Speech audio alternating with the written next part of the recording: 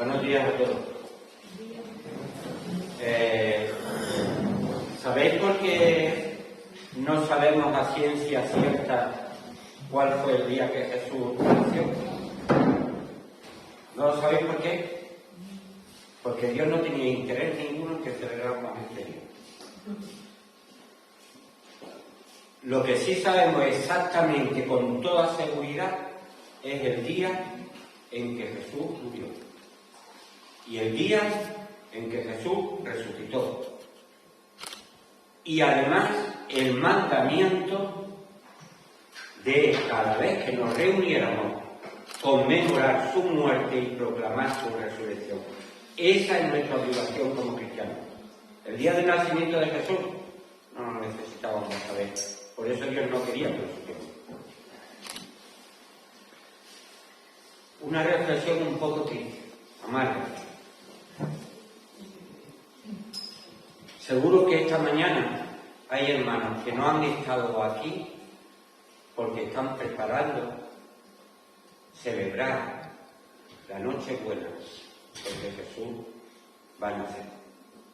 Y no han estado aquí para celebrar su muerte y resurrección, de lo cual sí tenemos mandamiento de hacer. Aún así, ¿queréis saber cómo ocurrió? Aconteció que en aquellos días, y estoy leyendo en Lucas capítulo 2, desde el versículo 1. Aconteció en aquellos días que se promulgó un edicto de parte de Augusto César que todo el mundo fuese empadronado. Este primer censo se hizo siendo Cirenio gobernador de Siria. E iban todos para ser empadronados, cada uno a su ciudad, es decir, a la ciudad donde habían nacido. Y José subió de Galilea, de la ciudad de Nazaret, a Judea, a la ciudad de David, que se llama Belén, por cuanto era de la casa y familia de David, para ser empadronado con María, su mujer, desposada con él, la cual estaba encinta. Y aconteció que estando ellos allí, se cumplieron los días de su alumbramiento, y dio a luz a su hijo primogénito, es decir, el primero, no el único, el primero que tuvo María. Y dio a luz a su hijo primogénito y lo envolvió en pañales, y lo acostó en un pesebre, porque no había lugar para ellos en el mesón. Había pastores en la misma región que velaban y guardaban las vigilias de la noche sobre su rebaño, y aquí se les presentó un ángel del Señor. Y la gloria del Señor los rodeó de resplandor y tuvieron gran temor. Pero el ángel les dijo: no temáis, porque he aquí os doy nuevas de gran gozo, que será para todo el pueblo, que os ha nacido hoy en la ciudad de David un Salvador, que es Cristo el Señor. Esto os servirá de señal. Hallaréis al niño envuelto en pañales, acostado en un pesebre. Y repentinamente apareció con el ángel una multitud de las huestes celestiales que alababan a Dios y decían: gloria a Dios en las alturas y en la tierra paz, buena voluntad para con los hombres. Sucedió que cuando los ángeles se fueron de ellos al cielo, los pastores se dijeron unos a otros: pasemos pues hasta Belén y veamos esto que ha sucedido y que el Señor nos ha manifestado. Vinieron pues apresuradamente y hallaron a María y a José y al niño acostado en el pesebre. Y al verlo dieron a conocer lo que se le había dicho acerca del niño. Y todos los que oyeron se maravillaban de lo que los pastores les decían. Pero María guardaba todas estas cosas, meditándolas en su corazón. Y volvieron los pastores, glorificando y alabando a Dios por todas las cosas que habían oído y visto, como se les había dicho. Un pesebre. Jesús en un pesebre. Quítate la idea que tú tienes de lo que es un pesebre. Te voy a decir lo que era un pesebre. Un chambao hecho allí de palos de aquella manera, recubierto quizá de paja o de ramas, de cualquier manera, quizá medio en una cueva, o aprovechando un desnivel del terreno, un lugar sucio, feo, sin luz, maloliente, que era donde se refugiaban las bestias por las noches para poder descansar después de mucho trabajar durante el día, y donde allí tenía la oportunidad de comer y de beber brevemente hasta que volviera a amanecer y nuevamente a trabajar. En el portal de Belén no había ángeles, los ángeles se le aparecieron a los pastores. En ese pesebre no había ángeles, ni había una gran estrella de luz iluminando, ni había luces de colores, ni peces bebiendo en el río, ni el caganés que ponen los catalanes en el pesebre. No había nada de eso. Era un sitio triste, solitario, ligeramente apartado del pueblo, de lo que era el pequeño pueblo de Belén.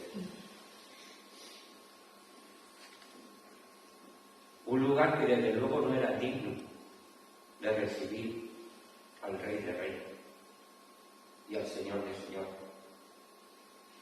Pero fíjate que los mismos ángeles le habían dicho a los pastores: es que esto os va a servir por señal, que vaya a encontrar al niño envuelto en pañales. No, mira, el niño no está como se representan todos los pañales, así, con los brazos así abiertos y con una ortodoxia de marca, no. Envuelto en pañales. ¿Sabéis cómo le ponían los pañales a los niños? Pues literalmente como se hace con las momias, se le ponía así, se envolvía completamente en pañales y lo único que se le dejaba descubierto era la cara. Así es como se envolvían a los niños. En el pesebre, es decir, en el sitio donde se le echaba la paja a los animales. ¿Os imagináis algún sitio más antihigiénico que ese sitio? Y allí, en ese sitio, estaba el Salvador, el Cristo, el Señor. Allí. ¿No os parece que este pesebre es una imagen, lo que realmente es el mundo? Y que fue a ese lugar precisamente donde Jesús nació. 2 veces has mencionado que Jesús lloró, se te ha olvidado la primera.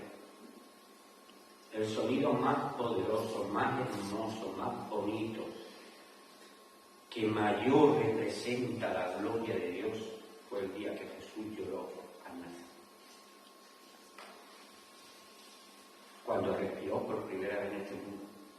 Como cuando Juan, hablando de este hecho, nos decía en el primer capítulo, él no entra en el nacimiento, Juan no va directamente al grano. Y Juan en el primer capítulo dice: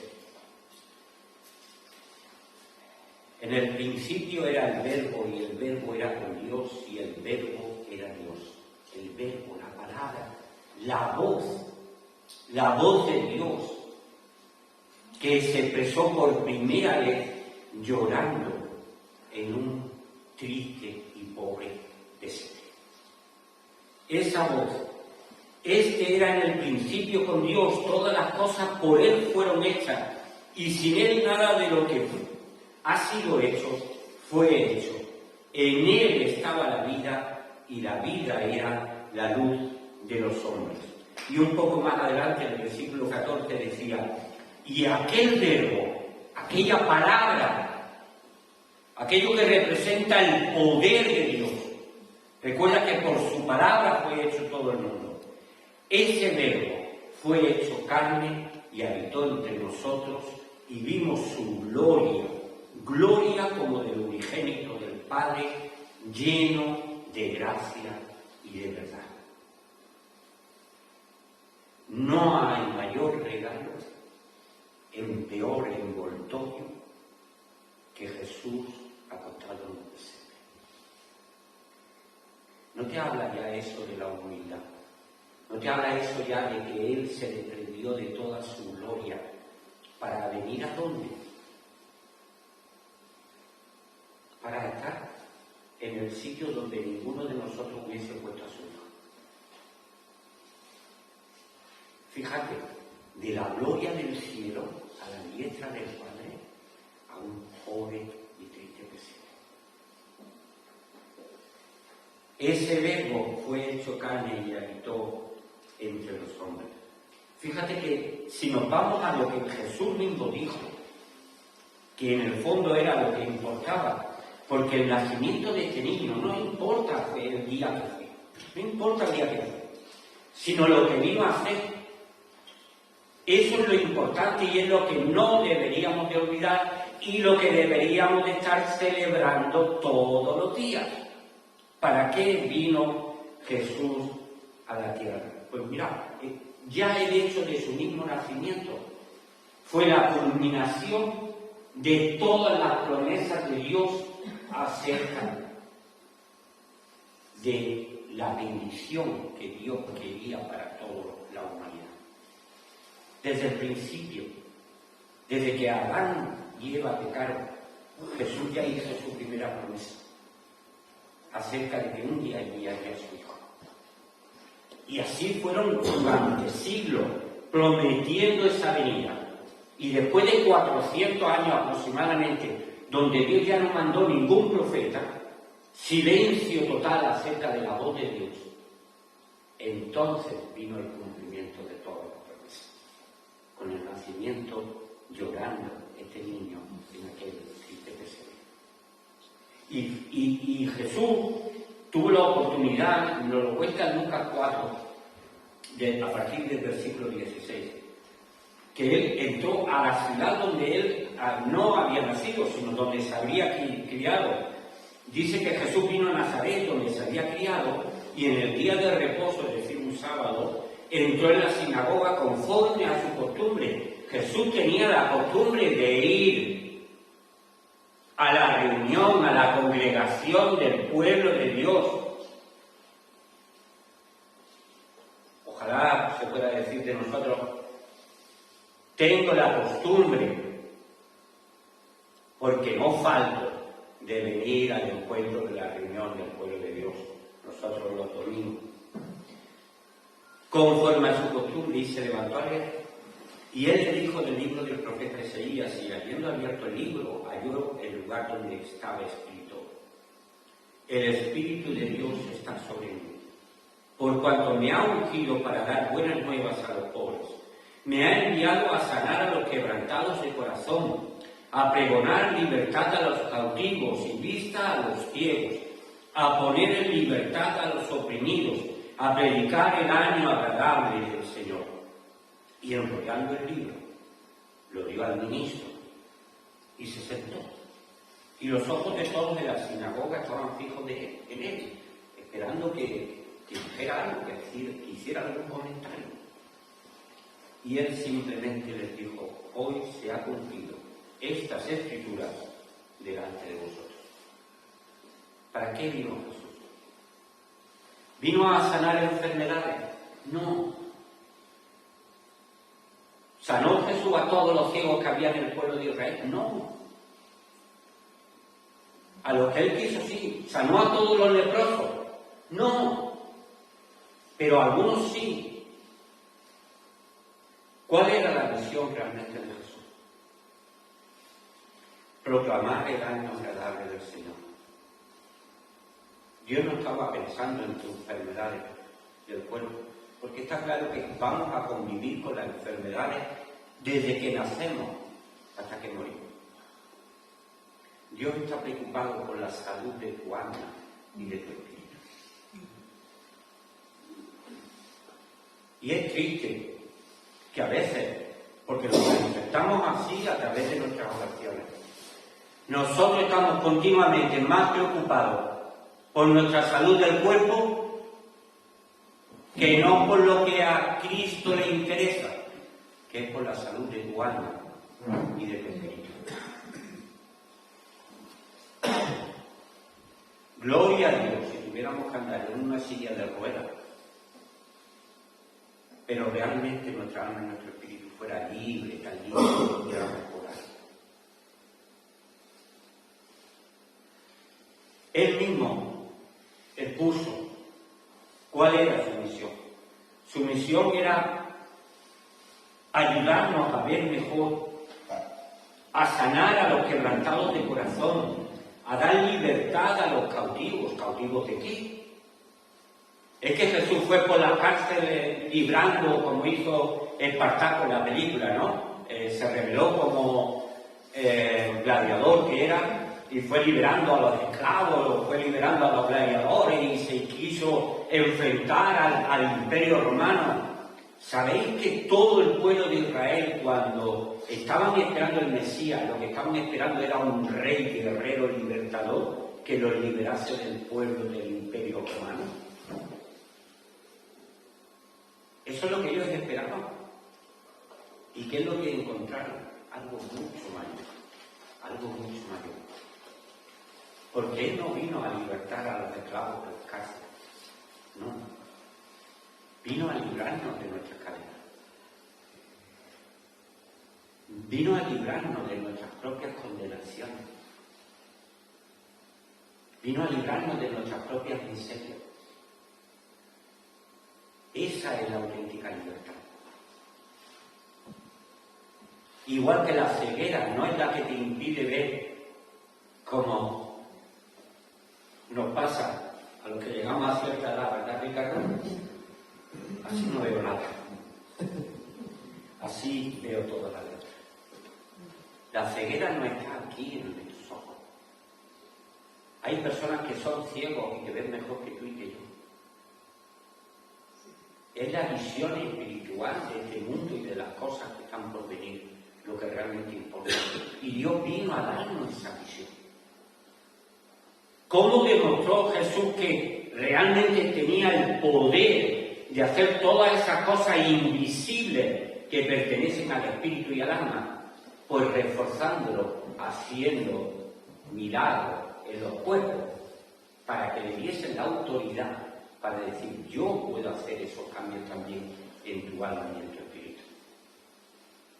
Yo ya no necesito que Jesús haga ningún milagro más sanando a nadie, ni sanándome a mí en mi cuerpo de cualquier enfermedad. Yo ya no lo necesito, porque yo ya conozco el poder que Cristo tiene para haberme sanado de mis enfermedades, para haberme liberado de mis cadenas. Porque ese milagro, el milagro de haber nacido de nuevo, es el milagro más maravilloso que se pueda experimentar. Sentir que tú eres una persona nueva. Y estamos hablando de cadenas, de cosas, de padres. Bueno, ¿y por qué nos tenía que liberar Jesús? El mismo anuncio de los ángeles a los pastores les decía que os ha nacido un Salvador. ¿Salvarnos de qué? ¿Hay alguno de los que estáis aquí que piense que no va a morir algún día? ¿Alguien se atreve? ¿Alguien lo duda? Todos vamos a morir, ¿verdad? Después vaya a ver que un día estará dentro de una caja y entonces diré: ay, Miguel, con lo malo que era, ya se nos ha ido. No, a revés, siempre decimos que bueno, ¿verdad? Yo me voy a morir, lo sé, pero quiero que entiendas que tú también. Y que Jesús vino para romper la maldición de la muerte. Por eso Él era necesario que muriese también. ¿Pero por qué había de morir? Porque nosotros estábamos separados de Dios. Fuimos tan torpes que Adán y Eva, Dios le había regalado un paraíso. Y en su desobediencia nosotros perdimos el paraíso aquel día también. Y todo el esfuerzo de Dios es devolvernos el paraíso. Pero para hacerlo tenía que pagar una deuda. Alguien tenía que pagar la deuda de la desobediencia. Y eso es lo que hizo Jesús en la cruz. ¿Para qué? Para que tú, si crees que Jesús es tu Salvador, tú puedas vencer a la muerte y recuperar el paraíso que un día Adán y Eva perdieron. Un paraíso que será con la vida eterna. Yo sé que moriré, pero yo sé que Cristo murió y resucitó por mí, y que un día, como Él me prometió, estaré con Él. Porque se lo empezó a decir, lo conocéis, ¿verdad? En Juan 14, a partir del versículo 12. Jesús, y ahora te lo estoy diciendo de memoria, o si lo pones en él y lo puedo leer aquí. En la casa de mi padre hay muchas moradas hay. Si así no fuera, yo lo hubiera dicho. ¿Por qué? Porque Jesús, yo no te voy a mentir nunca, estaba diciéndole Jesús a sus discípulos. No voy a mentir nunca. En la casa de mi padre hay muchas moradas hay. Voy pues a preparar un lugar para vosotros. Y cuando yo me fuere y os prepararé el lugar, luego vendré de nuevo y os tomaré a mí mismo, porque vosotros ya formáis parte de mí y vais a estar conmigo por la eternidad. Y claro, ellos decían, ¿eso cómo puede ser? ¿Y cómo sabemos? Y entonces cuando Jesús, luego en el versículo 6, dijo que no sabéis dónde o cómo llegar allí, pues mirad, yo soy el camino, la verdad y la vida. Nadie viene al Padre sino por mí. ¿Quieres saber el camino? ¿Quieres saber de qué manera conducir tu vida? Camina con Cristo. ¿Quieres saber distinguir la mentira, todo lo que, las cosas que nos dicen, la manera en que qué es lo que está bien, qué es lo que está mal, cuál es realmente a lo cual yo me tengo que agarrar y entender como que es la verdad? Mira, la verdad no es ninguna religión, ninguna. La verdad es Cristo. Conoce a Cristo y conocerás la verdad. Y él que dice, afirmando él mismo, yo soy la vida. El problema que tenemos es que estamos todos condenados a muerte. Todos. Y él, la única solución para que tengamos vida. Una vida cualquiera. No. Jesús dijo, yo he venido para que tengan vida. Y vida en abundancia, que rebose, no una vida miserable, pobre, arrastrarnos aquí, que no es esta la vida que Dios está prometiendo. No está aquí, que está allí. Por eso el mismo Jesús decía, no trabajéis por las cosas de aquí, las cosas que perecen, que no merecen la pena. No trabajéis por esto, trabajad por lo que hay allí. Que no engorde la cuenta de tu banco aquí. No, Jesús decía, haceos tesoros en los cielos. ¿Por qué? Porque eso lo tendrás para disfrutarlo por la eternidad. ¿Cuánto dinero tienes en el bolsillo o en el banco? Y después de muerto te lo piensas llevar a algún sitio. Por eso Jesús también dijo, ¿de qué? Vamos a leer Mateo 16, 25 y 26. Mateo 16, 25 y 26. Jesús mismo te está diciendo a ti esta mañana, porque todo el que quiera salvar su vida, la perderá. Y el que pierda su vida por causa de mí, la hallará. Porque, y te hace una pregunta, ¿qué aprovechará el hombre si ganare todo el mundo y perdiere su alma? ¿O qué recompensa dará el hombre por su alma? ¿Tú crees que algún día tendrás suficiente dinero para comprar la inmortalidad? No. ¿Tú crees que le podrás pagar a Dios la entrada al cielo?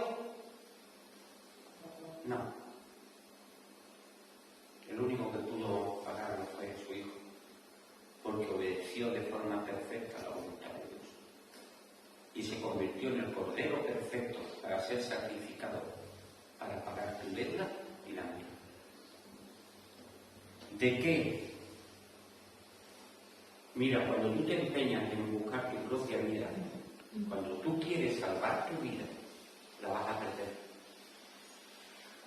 Pero cuando tú entregas tu voluntad, es decir, tu tiempo, todo, a la vida que Cristo te propone, entonces cuando tú ganas la vida.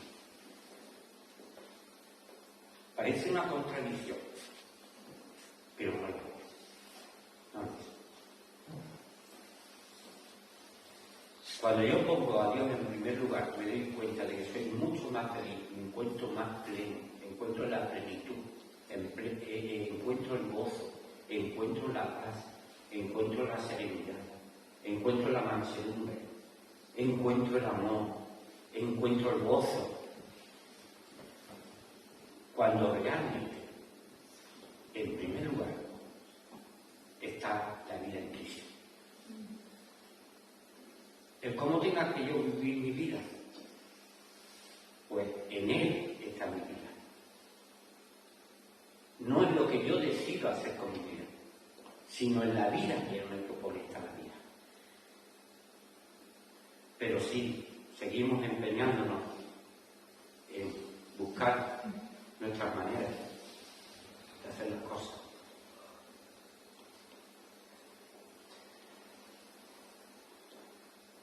Jesús dijo: yo soy la resurrección y la vida, el que cree en mí, aunque esté muerto, vivirá. Yo no tengo miedo a la muerte, no la tengo, no la tengo. ¿Por qué? Porque sé que ya no es el final.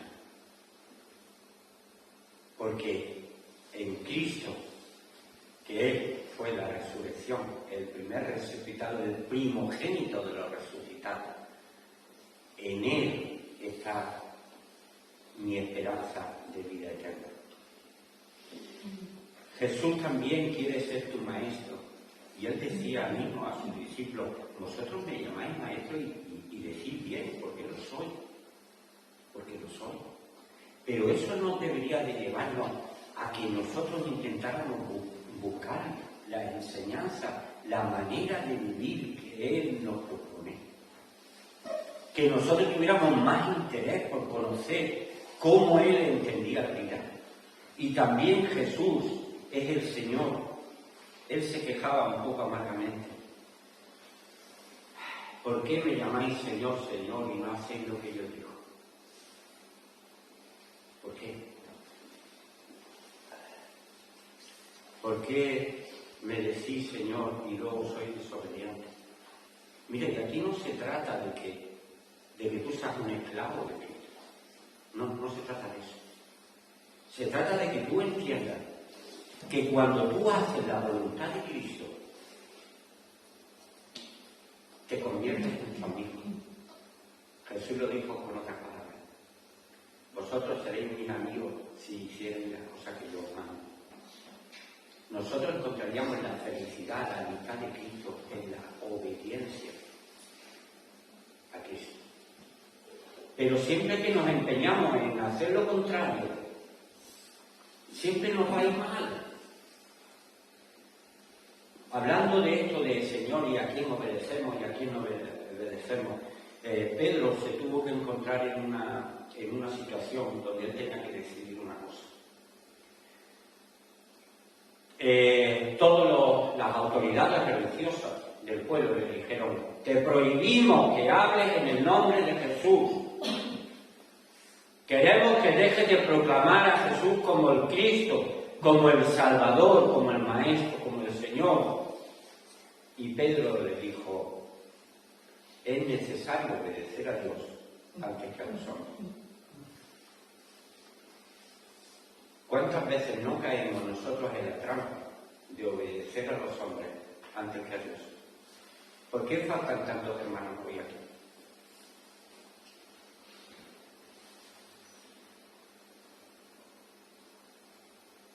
¿Por qué no somos de los que tienen por costumbre venir también los jueves?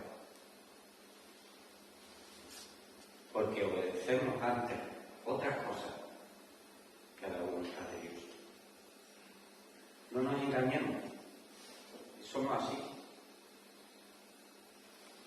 ¿Cuál es tu día de fiesta, Juan? Martes. El martes. Porque él decidió, y estas son cosas personales entre nosotros, él decidió, una de sus pasiones es la moda. Pero él decía, no, yo los domingos por la mañana no me voy a ir a pasar el mundo. Y Dios le ha regalado su día de fiesta, que es los martes. ¿Para qué? Para que él pueda hacer también las cosas que le gustan. Pero el domingo es el día en que Dios le gusta que tú estés aquí. Y tienes el mandamiento de recordar la muerte y la resurrección de Jesús. No me digas, no, mira, es que Dios lo va a entender, que tengo que pasar tiempo con tu familia. Jesús lo dijo de una manera muy brusca. El que no aborrece a padre o a madre, no es digno de mí, no tiene parte conmigo.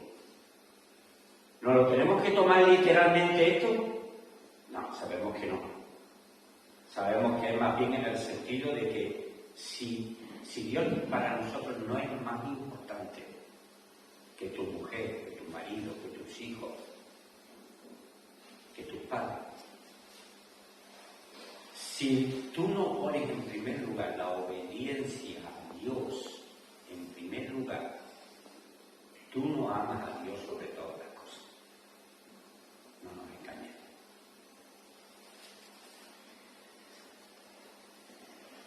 Jesús, desde ese desolado y triste pesebre, que no deja de ser un reflejo de lo que muchas veces es nuestra propia vida. Un lugar con poca luz, un lugar expuesto al viento, a las inclemencias meteorológicas, un lugar nauseabundo, maloliente, un lugar donde creemos que tenemos el descanso, la comida y el agua. Desde ese pesebre que es tu vida, Cristo quiere nacer en ti. Cristo quiere ser la luz de tu vida. Cristo quiere ser el pan del cielo que calme tu hambre para siempre. Cristo quiere ser esa fuente de la cual el que beba nunca más tendrá sed. Cristo quiere ser allí donde encuentres realmente el descanso para tu alma. Desde ese pesebre, Cristo te está diciendo, tú vives en un pesebre, pero yo me he ido al cielo a preparar un palacio para ti. Espero que tú creas lo que Jesús dijo. Yo soy el camino, la verdad y la vida. Nadie viene al Padre